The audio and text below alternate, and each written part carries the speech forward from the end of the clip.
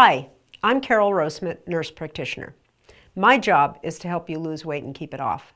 For over 10 years, I've specialized in weight management and thyroid disorders. I come from a different perspective than most healthcare providers. I have a bachelor's degree in chemistry and a PhD in biology. I spent 20 years as a research science and educator before I switched into nursing. My experience as a scientist has proven to be very helpful in my current work in weight management. I worked with Dr. Thomas Nigerian for 7 years in his weight loss clinic in Los Osos, and I learned a lot from him. He put together a combination of 2 medications to help suppress appetite. He used phentermine, which has been out there for years. It's a stimulant. He used low doses of it, and he combined it with topiramate, a medication designed for seizures, also approved for migraine headaches now. And by using the 2 medications together, there's a principle involved here. If you use 2 medications for whatever you're doing, if you use 2 medications that work in different ways, you can use lower doses and get more effectiveness and fewer side effects. And that's what he found when he put the combination together. In the past few years, there's been some good news for people trying to lose weight. Number one, the FDA has approved 3 new drugs. One of them actually is the combination that Dr. Nigerian put together, called Qsymia. In addition to that, both the American Medical Association and Medicare have come out with statements that this is a chronic condition. Chronic meaning long-lasting. So obesity is a chronic disease. Unfortunately, most people who have never gained weight really don't understand how different the body is once you're carrying the extra weight around. Many people, possibly even your physician or other healthcare provider, believe you should just eat less, exercise more, use your willpower, and that'll do it. Unfortunately, that has about a 95% failure rate. What is it that your physician or other provider recommends with a 5% success rate? Nothing. But they don't realize, they just don't understand, they don't know those statistics, and they don't understand the problem. So just why is it so hard to lose weight and keep it off? It turns out that once you've gained the weight, your primitive body fights to maintain it and to prevent you from losing weight. This is called the famine response. Now, sure, there are times people went through famine in primitive times. So we're not really talking about famine. I'm not talking about a diet where you eat 200 calories a day. But we're still stuck with that term, the famine response. But if you picture that this is what our bodies are really designed to do. As recently as 100 to 200 years ago, it was hard to get enough food. You never knew where your next meal was coming from. Surviving famine was really important. Nobody was trying to lose weight. So what's the famine response really all about? The studies are done before and after a 10% weight loss. So if you started at 200 pounds and now you're at 180 pounds, they're going to study the before and after there. And you find 2 types of adaptations. The first is an increase in interest in food, and the second is a decrease in metabolism. 2 things working together to try and maintain your weight. And what exactly does the published science tell us? Let's look at the interest in food first. There are hormonal changes in your stomach and intestines that send signals up to your brain that say you need to eat more, you need to be more interested in food, you need to be hungry, and it's going to take you more food to feel full.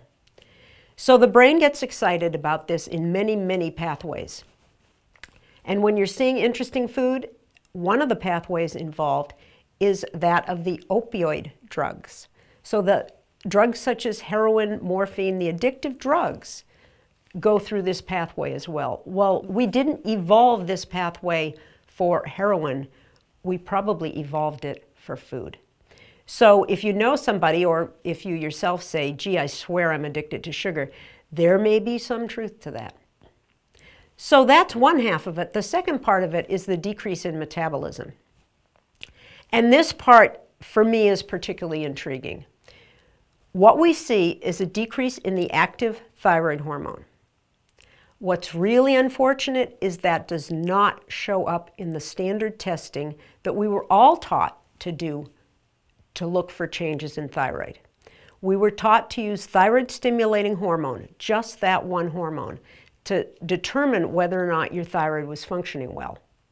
Well, it turns out that there isn't any dramatic change in thyroid-stimulating hormone when you go through this dip, when you go into the famine response. You can be at the bottom of that famine response, as close to hibernation as a human can get, and your TSH is going to look just fine. So your provider who has run TSH is going to misinterpret that information because they're not looking at the rest of the hormones involved.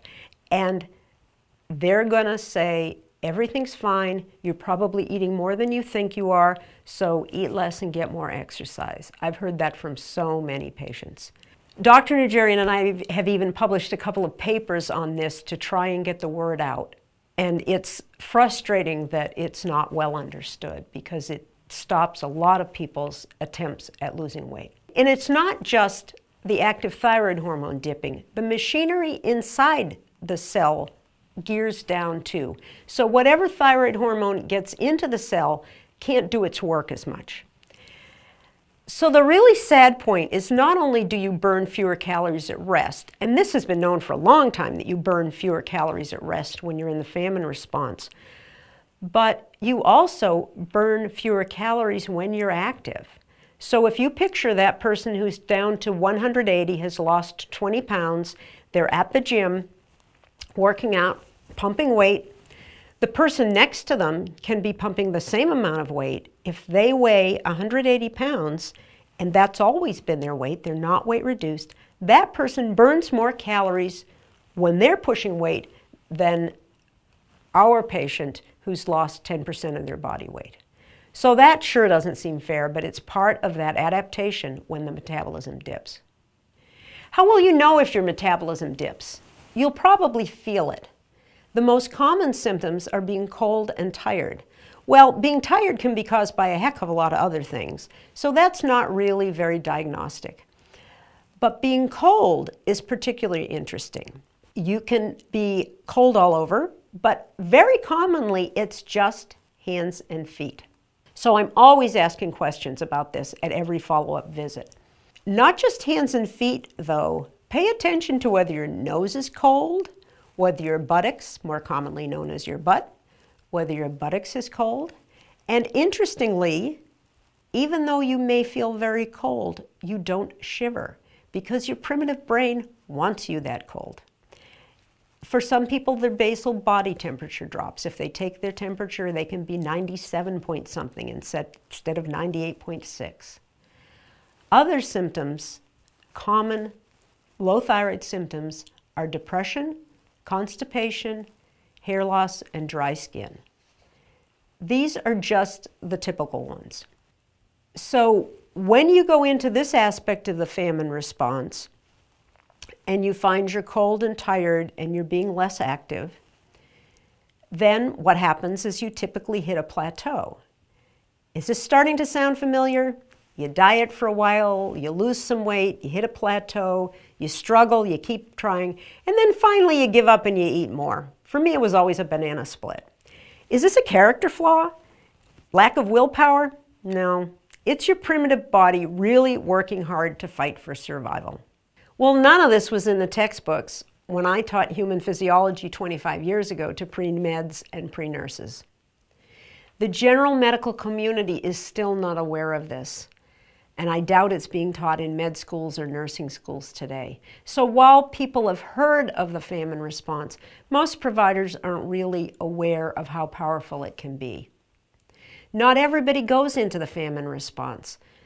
So sure, there are some people who can lose weight and keep it off. And unfortunately, that gives the rest of us a bad name because, well, if she could do it or he could do it, why can't you?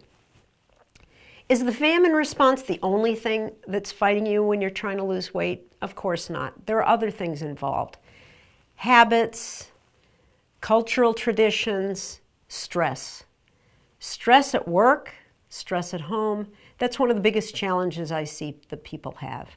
And we have to address those issues as well. It's not just me saying, here, take these pills, go out there and lose weight. Also, I want you to think about the difference in our lives today. You may not even be aware of this. You think back to primitive times, yeah, you know our ancestors didn't have enough food around. But what you may not realize is the amount of food we have available to us today is absurd by standards of any animal, any human in an earlier culture. And it's not just the food we have at home. It's not just the advertising we see on TV that makes us interested in more food, that it's always being put in front of us. You go to the hardware store, you go buy office supplies, you go to the gas store, they all are selling food. None of these places sold food 50 years ago. So there's a lot stacked against you now in terms of cues saying eat, eat, eat that society never had before. So my goal is to help you with all of this. Some people can control their appetite and struggle only with the low metabolism part of it. Other people are just the opposite. They need help with their appetite, but their metabolism never dips. I can't tell you why some people are one way and some are the others, but I know it to be true. So when needed, I use a variety of medications to suppress appetite and, if necessary, medications to get you back to normal metabolism. And I'm a real Goldilocks person on the metabolism. I don't want you too low and I don't want you too high. I want you just right. No symptoms of low thyroid, no symptoms of high thyroid. You should feel normal. This combination can help you lose weight and keep it off. During your first visit, we're going to be looking at your health history. I'm going to do a physical and order some lab tests. And you and I are going to sit down together and consider the available options. We're going to talk about medications, diet, exercise. In terms of medications, I follow the same philosophy that Dr. Nigerian believes in, and that is generally 2 appetite suppressants. We'll start with 2 of them that work by different pathways. So you get, again, you get more power, less in the way of side effects, because you're using lower doses. We'll choose medications for you to start with, and I'll explain the possible side effects. As far as dietary plan goes, I do not hand you some list that says this is what you eat, this is what you don't eat. We talk about what you've done in the past, what you've had success with in the past, how you like to eat. Some people do Atkins. Some people do Weight Watchers. Those are kind of opposite extremes. Some people eat breakfast. Some people never eat breakfast. That's fine. But if your weight is mainly around the middle, we're going to have a talk about the value of low-carb eating. For exercise options, it may surprise you, but the data shows that exercise, while it helps somewhat, it is not the main cause of weight loss in most people. So I want you to do something for moderate exercise, but I'm not the one who's going to insist that you're at the gym 2 hours a day. If you love that, fine. Follow-ups tend to be every 6 weeks. We'll see how you're doing, work out what changes might need to be made, and that goes on until you get to your goal. So what happens when you get to your goal? Remember that 10% weight loss graph? Here it is again. The scientific studies show the bad news, that 1 year after weight loss, the famine response is still present. This is a chronic, long-lasting problem. So people who have excess weight and lose it may always face this as a challenge.